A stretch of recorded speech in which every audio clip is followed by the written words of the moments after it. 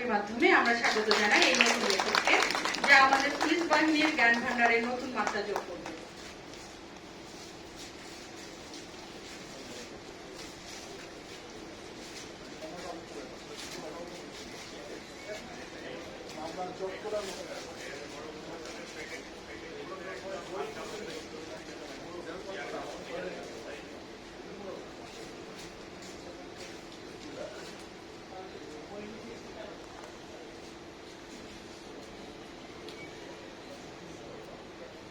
মোড়ক উন্মোচন পর্ব সমাপনী হলে আমি সবাইকে অনুরোধ করব বইটির উপর উন্মুক্ত আলোচনার জন্য।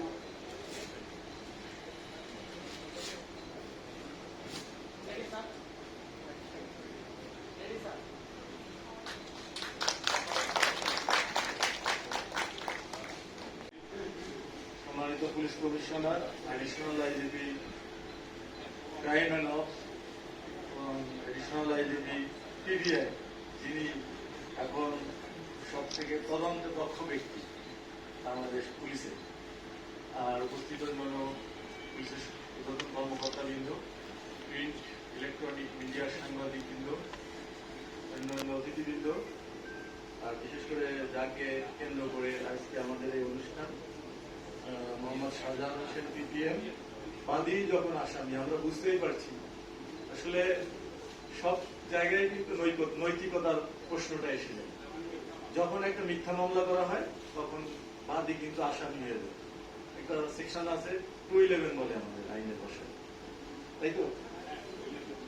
যাই হোক, তো এখানে একটা বিশাল নৈতিকতার প্রশ্ন। আমি একটা মামলা করলাম যে জিনিসগুলো সম্পূর্ণ মিথ্যা, বাদী মিথ্যা অভিযোগ দিয়ে কাউকে হয়রানি করতে চাচ্ছে, তদন্ত শেষে বাদী আসামি হয়ে যাচ্ছে। তো এখানে ওই লোকটার যদি নৈতিকতা বিন্দুমাত্র থাকে তাহলে কিন্তু এই জিনিসটা হতো না। এর মাঝে অনেক সময় চলে যাচ্ছে, আমাদের পুলিশের তদন্তকারী কর্মকর্তাদের সময় যাচ্ছে, আমি একটা যে ভালো কাজ করার সুযোগ ছিল সেটা থেকে ওই সময়টা চলে যাচ্ছে। তো আমরা ওই এখন যেখানেই যাই বলি যে আসলে আমাদের সর্বক্ষেত্রে নৈতিকতার যে চর্চা সেটা থেকে আমরা দূরে চলে গেছি। তো যার কারণে এই ধরনের সমাজে মিথ্যা মামলা বলেন, মিথ্যা অভিযোগ বলেন, বা আমরা একে অপরের বিরুদ্ধে মিথ্যাচার, এই হাদিস কালামেও আছে, দেখেন যে অপরের পরনিন্দা করা কিন্তু একটা খুবই খারাপ কাজ। এটা কিন্তু আল্লাহ রাব্বুল আলামিন মাফ করবেন না। ওই যে ব্যক্তির বিরুদ্ধে পরনিন্দা করা হয়েছে সেই ব্যক্তি যদি মাফ না করেন, এরকম অনেক কিছু আমরা জানি। তো বিষয়টা হলো এখন এই আমাদের তদন্ত নিয়ে অনেক প্রশ্ন, পুলিশ মানুষের স্বাধীনতা থাকতে পারেন, নিশ্চিত থাকতে পারেন, এবং আমাদের যে একটি গণতান্ত্রিক সরকার দীর্ঘ 17 বছর পর আমরা পেয়েছি বিশ্বাসযোগ্য গ্রহণযোগ্য একটা নির্বাচনের মাধ্যমে।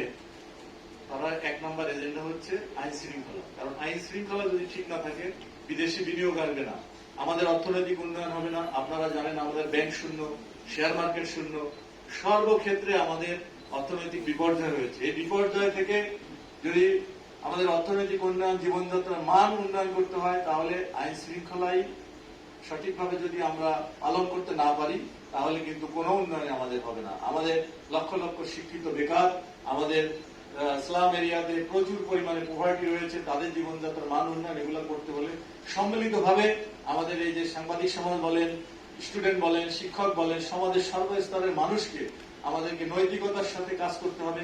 তাহলেই না আমাদের উন্নয়ন হবে এবং সুখে শান্তিতে আমরা বসবাস করতে পারবো। সবাই ভালো থাকেন, সুস্থ থাকেন, বাংলাদেশ পুলিশকে সহযোগিতা করেন। আমরা আপনাদের পাশে, যে আপনারা মানবিক পুলিশ চান, পুলিশ যে জনগণের বন্ধু, সেই পুলিশ ইনশাল্লাহ আমরা দিতে সক্ষম হব। ধন্যবাদ সবাইকে। আর শাহজাহান যে অবদান রেখেছে, বাংলাদেশ পুলিশে এরকম অনেক বুদ্ধিজীবী আছেন, তারা অনেক বই লিখেছেন, কিন্তু আমার বুদ্ধি আছে, বিবেক আছে। আমার অ্যাটিটিউড যদি খারাপ হয়, আমি যদি ওই বিবেক বুদ্ধি জনগণের উপকারের জন্য কাজে না লাগাই, বাদী বিবাদী দুজনের কাছে টাকা নেওয়া শুরু করি, তাহলে তো পুলিশের উন্নয়ন হবে না, সমাজের উন্নয়ন হবে না। এই জন্য আমরা সবাই সম্মিলিতভাবে দেশের উন্নয়নে কাজ করি। ধন্যবাদ। আসসালামু আলাইকুম।